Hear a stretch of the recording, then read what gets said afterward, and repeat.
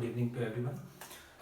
आज हम लोग यहाँ पर 9th क्लास का जो लेटेस्ट एग्ज़ाम रहा फाइनल का, उसका हम लोग आज सॉल्यूशन करने वाले हैं इंग्लिश ग्रामर का।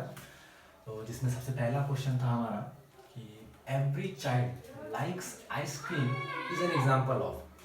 सो सबसे पहले हमें ये देखना है कि यहाँ पे 4 ऑप्शंस है, इसमें हमें चूज़ करना है कि ये जो सेंटेंस है ये किसका एग्जाम्पल है, प्रेजेंट परफेक्ट का, सिंपल पास्ट का, सिंपल फ्यूचर का, सिंपल प्रेजेंट का।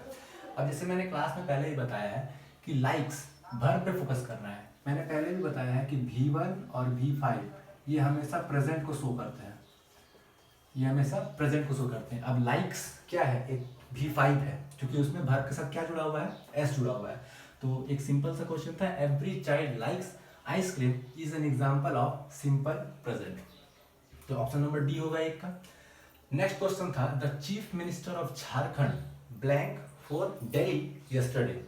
सो इसमें 4 ऑप्शन है, लीव, लिव्ड, लेफ्ट और नन ऑफ दिस। सो यहाँ पे है yesterday, yesterday is a past tense, so हमें पास्ट टेंस में चुनना है। तो the main verb is leave और लीव का वर्ब टू, देखिए V2 जो होता है वो पास्ट को दर्शाता है। तो मेन वर्ब यहाँ पे हमें लीव है, लेकिन लीव का पास्ट बनाना है और जो कि लेफ्ट होता है। सो सेकंड नंबर का ऑप्शन नंबर सी हो जाएगा। Next, he is blank European, और यहाँ पर मेरे ख्याल से 1% ही बच्चे होंगे जिन्होंने मिस्टेक किया होगा, और जिन्होंने मिस्टेक किया है ना वो एक काम करना, घर जाना, चम्मच में 1 चम्मच पानी लेना और ऐसे नाक डुबा के मर जाना, क्योंकि that is a very simple question. He is European. देखिए क्लास में जितने बच्चे प्रीवियसली वीडियो देखे हैं, ठीक है, जिन्होंने क्लास किया है, that is also okay. European मैंने पहले ही कहा वॉवेल है, बट अगर ई का उच्चारण यू के रूप में हो रहा है तो उसमें आप कभी भी ए एन का यूज नहीं करोगे। सो ही इज ए यूरोपियन, 3 का ऑप्शन नंबर ए हो जाएगा। अब जिन्होंने मिस्टेक किया है अपना आंसर वो मिला लेंगे।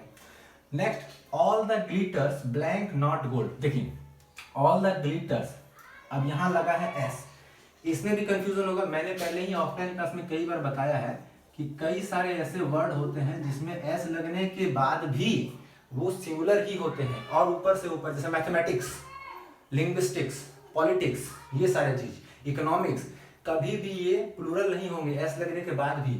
ऑल दैट ग्लिटर्स, ये एक प्रोवर्ब है कि सारी चमकती हुई चीज सोना नहीं होती।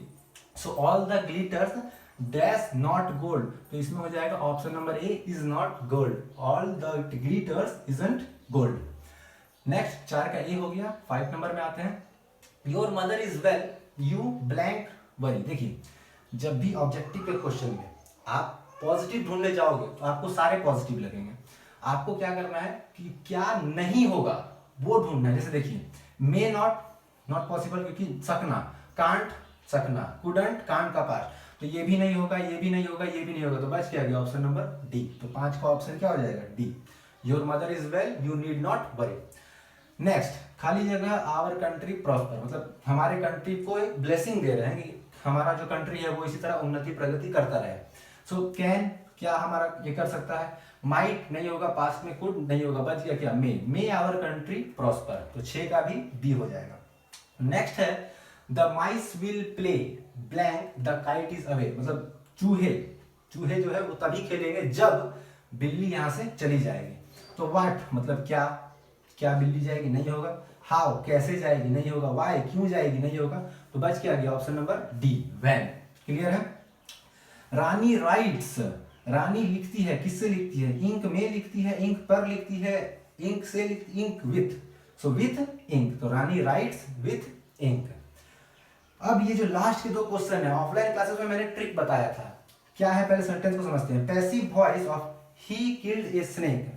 किल्ड कौन सा है भाई, तो किल्ड है वर्ब टू, V2, और मैंने पहले ही बताया था कि जहां कहीं भी आपको V2 दिखे, मीन सब्जेक्ट के साथ V2 प्लस ऑब्जेक्ट, तो आप सीधे एक ट्रिक ढूंढना, और वो ट्रिक क्या होगा कि वाज या वर्ब, ठीक है। क्योंकि पैसिव वॉइस में हम लोग क्या करते हैं, सब्जेक्ट का ऑब्जेक्ट बनाते हैं, ऑब्जेक्ट का सब्जेक्ट, ठीक है।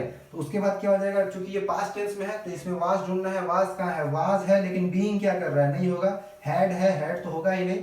नन ऑफ दिस नहीं, वाज यहाँ है तो ये रहा वाज, और उसके बाद ये V3, तो आपका 9 का ऑप्शन नंबर बी। मेरे ख्याल से इसमें सबका सही रहा हो। Next, indirect speech of the teacher said the sun rises in the east. देखिए यहाँ पर सेड है, सेड के बाद अगर टू रहता तो हम सेड का टोल्ड करते हैं, ठीक है। The teacher said the sun rises, तो सेड का सेड हो गया, द टीचर सेड, तीनों में एक ही है। दैट कंजंक्शन, क्योंकि अफर्मेटिव है तो इसमें दैट लग गया कंजंक्शन में। अब है the sun rises in the east, ये प्रेजेंट इंडेफिनिट सिंपल प्रेजेंट में है तो इसका आपका सिंपल प्रेजेंट ही रह जाएगा। The teacher said that the sun rises in the east, तो 10 का भी ऑप्शन नंबर ए आपका सही होगा। ये रहा आपका सॉल्यूशन। ये मैंने सिर्फ ग्रामर के पोर्शन से ही देखा, आपके ग्रामर के पोर्शन से टोटल 10 क्वेश्चन आए थे, उन 10 क्वेश्चन के सॉल्यूशन यहाँ मैंने करा दिए। आप अपने हिसाब से आपने क्या ऑप्शन सही मारा है, क्या नहीं किया, अपने हिसाब से आप आंसर के मिला लीजिए और इसी तरह आगे बढ़ते रहिए। थैंक यू वेरी मच, मिलेंगे नेक्स्ट वीडियो में।